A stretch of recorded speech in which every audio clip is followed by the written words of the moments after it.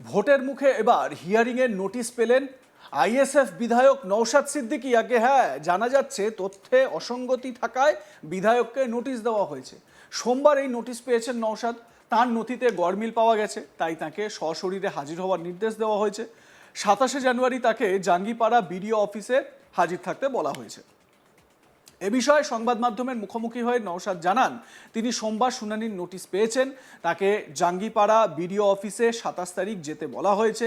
তিনি আইনের প্রতি শ্রদ্ধাশীল, তাই তিনি শুনানিতে অংশ নেবেন। ভাইজান নওশাদ সিদ্দিকী আইএসএফ বিধায়ক কি বলেছেন এ বিষয়ে শোনাবো আপনাদের।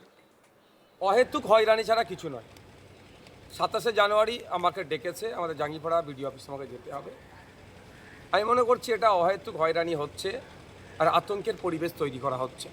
2026-এর নির্বাচন বিজেপি এবং তৃণমূলের কাছে কোনো ইস্যু নাই।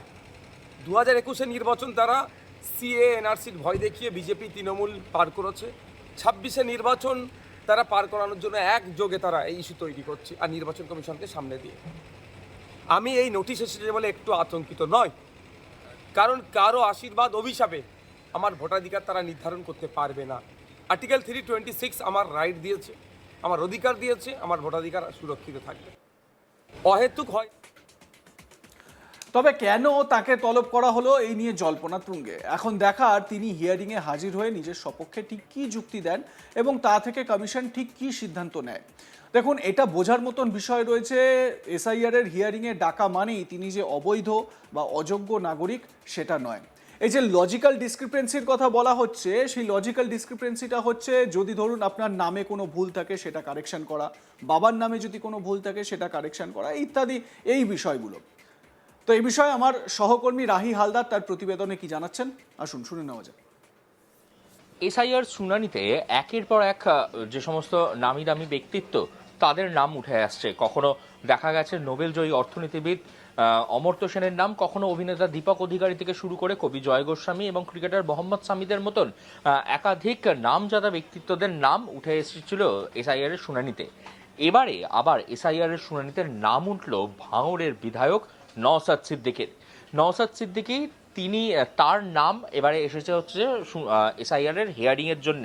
এবং এরপরই নওশাদ সিদ্দিকী তিনি তার সোশ্যাল মিডিয়ায় পোস্ট করে তিনি লিখছেন যে তিনি তার নাম যখন শুনানিতে এসছে তিনি এই বিষয়ে আতঙ্কিত নয়, বরঞ্চ তিনি যেটা হচ্ছেন যে তিনি বলছেন যে এক সাধারণ মানুষ এই হয়রানির শিকার হচ্ছে এবং সংবিধান তাকে যে ভোটাধিকার ক্ষমতা দিয়েছে সেই ভোটাধিকার ক্ষমতা থেকে কারুর ক্ষমতা নেই যে তার ভোট দেওয়া বন্ধ করবেন। এরকমই কিন্তু বিস্ফোরক বক্তব্য করছেন নওশাদ সিদ্দিকী। এবং নওশাদ সিদ্দিকী তিনি নিজে এটা বারবার করে বলছেন যে যেভাবে ভোটাধিকার তালিকা থেকে তার যে শুনানিতে নাম এসছে এবং যেভাবে মানুষজনের মধ্যে একটা আতঙ্ক ছড়ানো হচ্ছে যে হয়তো শুনানিতে নাম আসা মানেই তার ভোটার তালিকা থেকে নাম বাদ যাবে, সেই নিয়ে কিন্তু অযথা আতঙ্কিত হতে বারণ করছেন ভাঙড়ের বিধায়ক নওশাদ সিদ্দিকী। তার পরিবর্তে তিনি যেটা বলছেন যে আতঙ্কিত নয়, তবে ভোটদানের অধিকার বা অভিশাপ আশীর্বাদের উপর নির্ভর করে না। ভোটদানের অধিকার সেটা হচ্ছে সংবিধানের 326 নম্বর অনুচ্ছেদ অনুযায়ী থাকবে এবং সেই অনুচ্ছেদ অনুযায়ী তার যে ভোটাধিকারের যে ক্ষমতা, যা ভোটাধিকারের যে বল, সেই বল প্রয়োগ থেকে কেউ কোনো রকম ভাবেই বাধা দিতে পারবে না, এমনটা কিন্তু বলছেন নওশাদ সিদ্দিকী। এবং আজকে অর্থাৎ 17, 18 এবং 19 তারিখ এই 3 দিন ছিল ফর্ম 6 এবং ফর্ম 7 জমা দেওয়ার শেষ দিন। গোটা রাজ্যের বিভিন্ন জেলাতে যেখানে দেখা যাচ্ছে যে এই ফর্ম 6 এবং ফর্ম 7 নিয়ে কিন্তু একেবারেই একটা রাজনৈতিক বিরোধ হতে শুরু করেছে। তৃণমূলের সমর্থকরা তারা কিন্তু গিয়ে বিভিন্ন জায়গায় বিরোধ দেখাচ্ছে। তবে কমিশন সূত্রে খবর যেটা, রবিবার পর্যন্ত 41,887টি ফর্ম 7 জমা পড়েছিল এবং পাশাপাশিভাবে ভোটার তালিকায় নাম তোলার জন্য নতুন করে জমা পড়েছিল ফর্ম 6 5,59,053টি এতটি আবেদন হয়েছিল।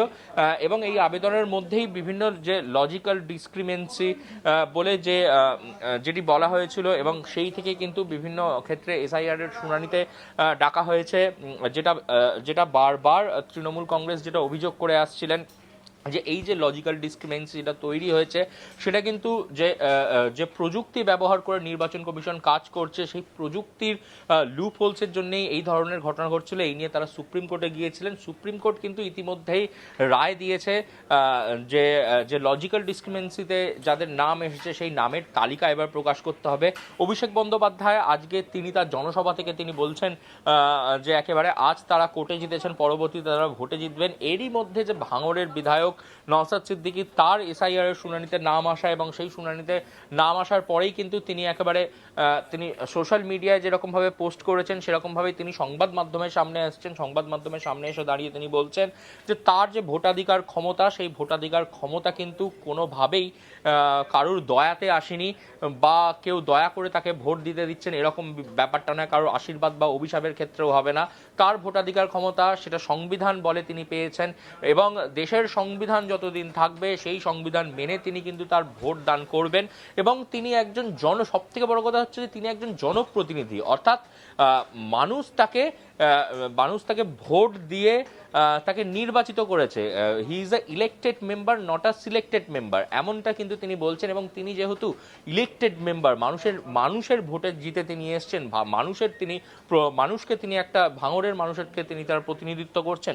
তারপরে তার এই এসআইআর এর শুনানিতে নাম আসা এবং শুনানিতে নাম আসা মানেই যে যেরকম একটা আশঙ্কা করা হচ্ছিল যে হয়তো যাদের যাদের নাম আসছে তাদের একটা নাম কাটা যাওয়ার একটা প্রবণতা তৈরি হবে, কিন্তু সেই ক্ষেত্রে দাঁড়িয়ে কিন্তু নওশাদ সিদ্দিকী তিনি কিন্তু এটা স্পষ্ট জানাচ্ছেন যে তিনি কিন্তু একেবারেই তার নাম কাটা যাওয়ার ভয় পাচ্ছেন না।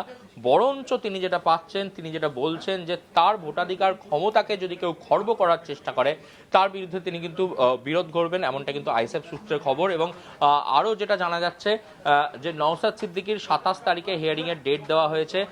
তাকে জাঙ্গিপাড়া বিডিও অফিসে কিন্তু ডেকে পাঠানো হয়েছে, সেখানে তার হিয়ারিং হবে এবং 27 তারিখে সেই হিয়ারিংয়ে তিনি কিন্তু উপস্থিত হবেন, এমনটাও কিন্তু জানিয়েছেন নওশাদ সিদ্দিকী। এবং নির্বাচন কমিশনারের যে নিয়ম, যে গাইডলাইন, সেই গাইডলাইন মেনেই কিন্তু তিনি সমস্ত পদক্ষেপ নেবেন। এবং যেমনটা গাইডলাইনে যে নথি, যে প্রথমে 11টা তারপরে আরও 2টো যুক্ত হয়ে যে মোট যে 13টা নথি, সেই নথি যা প্রয়োজনীয় নথি লাগবে তিনি সমস্ত নথিগুলিকে নিয়ে গিয়ে জমা দেবেন।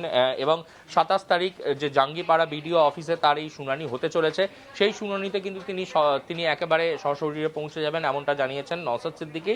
এবং তিনি একেবারে হুঁশিয়ারি সুরে বলছেন যে যদি তার ভোটাধিকার ক্ষমতা কেউ খর্ব করার চেষ্টা করে তার বিরুদ্ধে কিন্তু তিনি প্রতিরোধ করবেন। এবং এই শুনানিতে তার মূলত যেটা গোটা রাজ্য জুড়ে হচ্ছে, শুনানিতে একাধিক মানুষের নাম আসছে এবং নাম আসাতেই বিভিন্ন জায়গায় মানুষজন আতঙ্কিত হয়ে পড়ছেন। তিনি কিন্তু সেক্ষেত্রে একেবারেই বার্তা দিচ্ছেন যে শুনানিতে যদি নাম আসে তাহলে কিন্তু আতঙ্কিত হয়ে পড়ার কোনো বিষয় নেই, বরঞ্চ যেটা প্রয়োজন সেটা হচ্ছে সঠিক পদক্ষেপ নেওয়া।